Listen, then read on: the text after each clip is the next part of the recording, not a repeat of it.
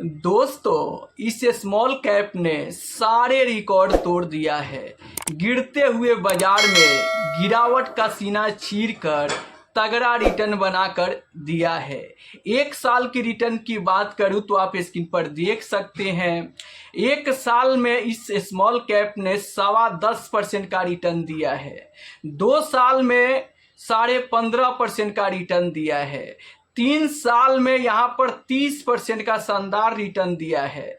5 साल में यहाँ पर 23% से ऊपर का रिटर्न बना के इन्वेस्टर को दिया है।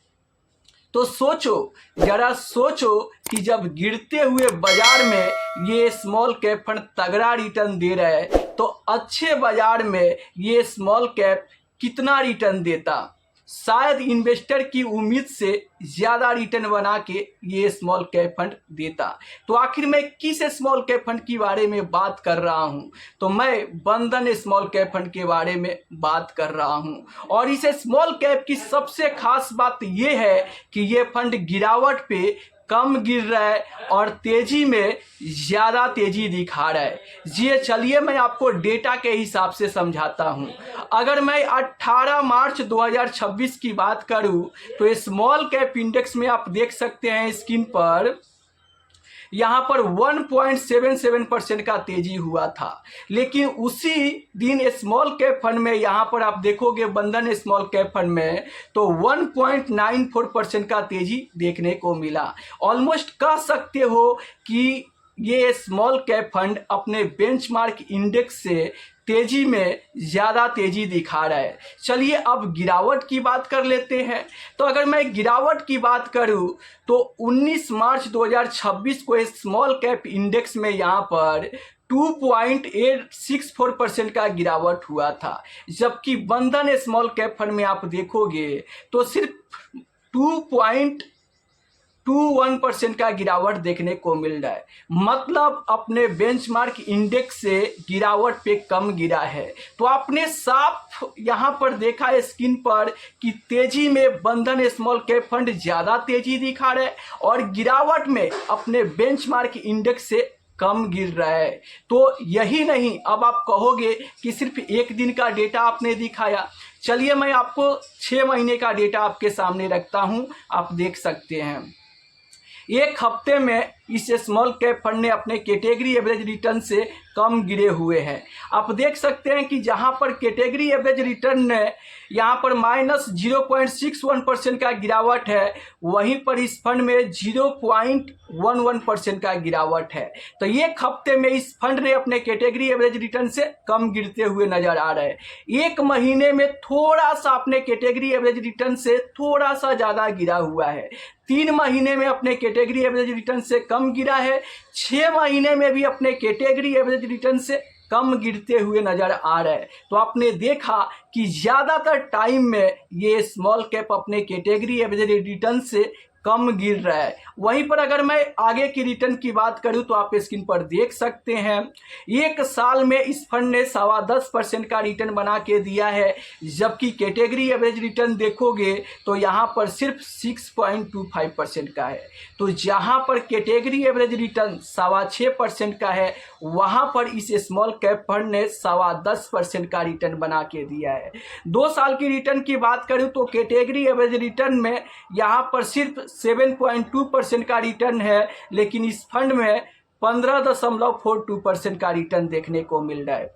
वहीं पर 3 साल की रिटर्न की बात करूं तो कैटेगरी एवरेज में 18% का रिटर्न दिख रहा है, जबकि इस फंड में 30% का रिटर्न देखने को मिल रहा है। वैसे ही अगर 5 साल की रिटर्न की बात करूं तो 5 साल में कैटेगरी एवरेज 18% का रिटर्न दिख रहा है और इस फंड में 23 से 24% का रिटर्न देखने को मिल रहा है। तो चाहे 1 साल की बात करो, 3 साल की बात करो, 5 साल की बात करो, ये स्मॉल कैप फंड अपने कैटेगरी एवरेज रिटर्न को पछाड़ते हुए नज़र आ रहा है। और इसीलिए इन्वेस्टर इसे स्मॉल कैप फंड में भर भर के पैसा डाल रहे हैं। तभी तो बंधन स्मॉल कैप फंड का यूएम साइज, फंड साइज 1 साल में डबल हो गया है। जी हाँ, इतना ज़्यादा इन्वेस्टर इस फंड में पैसा डाल रहे हैं कि इसका फंड साइज काफ़ी तेज़ी से बढ़ रहा है। तो क्या इस स्मॉल कैप फंड में आपको निवेश करना चाहिए? बिल्कुल नहीं करना चाहिए। क्यों नहीं करना चाहिए? क्योंकि हर एक इन्वेस्टर का रिस्क कैपेसिटी, टाइम होरिजन अलग अलग होता है।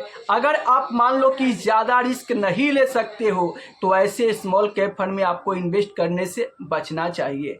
अगर आप यहाँ पर कम से कम 10 साल का समय नहीं दे सकते हो तो आपको ऐसे स्मॉल कैप फंड में इन्वेस्ट करने से बचना चाहिए। अब मैं ऐसा क्यों बोल रहा हूँ? क्योंकि बहुत सारे इन्वेस्टर हैं जो बोलते हैं कि मैं हाई रिस्क ले सकता हूँ, मैं लंबे समय के लिए इन्वेस्टमेंट करूँगा, और वो इन्वेस्टमेंट कर देते हैं और जब गिरावट होता है तो गिरते हुए बाजार में बेचकर भाग जाते हैं और ऐसे में इन्वेस्टर को नुकसान हो जाता है।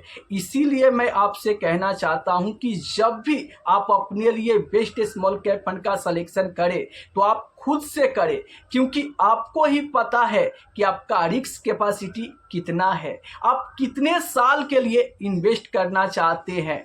अगर आप यहाँ पर हाई रिस्क के साथ हाई रिटर्न बनाना चाहते हो तो इस स्मॉल कैप फंड में इन्वेस्ट करने के बारे में सोचना चाहिए। वरना अगर आपको मान लो कि 10 साल के लिए ही इन्वेस्ट करना है और आप थोड़ा कम रिस्क लेना चाहते हो तो आप कम रिस्क वाले स्मॉल कैप फंड में भी इन्वेस्ट करने के बारे में सोचना चाहिए। देखो, कोई पेड प्रमोशन नहीं है, कोई रिक्वायरमेंट नहीं है। इस वीडियो को आप एजुकेशनल पर्पस के लिए लेना, और जब भी आप इन्वेस्टमेंट करना तो आप अपने आप से ज़रूर पूछ लेना कि क्या आप बाजार की उतार चढ़ाव को झेल सकते हो। आप कम से कम 10 साल का समय स्मॉल कैप फंड में दे सकते हो। आप हाई रिस्क लेने के लिए तैयार हो, क्योंकि जब जब गिरावट होता है तो स्मॉल कैप फंड ज़्यादा गिरता है।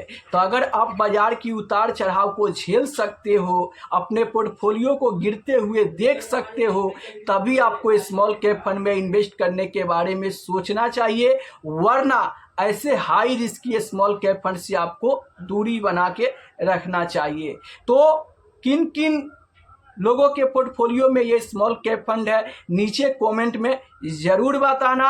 और ऐसे ही वीडियो देखने के लिए आप इस चैनल को सब्सक्राइब कर लेना, क्योंकि मैं रोज़ ही म्यूचुअल फंड से जुड़ी, इन्वेस्टमेंट से जुड़ी एक वीडियो अपलोड करता हूं, जिसे देखकर बहुत सारे इन्वेस्टर को इन्वेस्टमेंट जर्नी में काफ़ी ज़्यादा हेल्प मिलता है।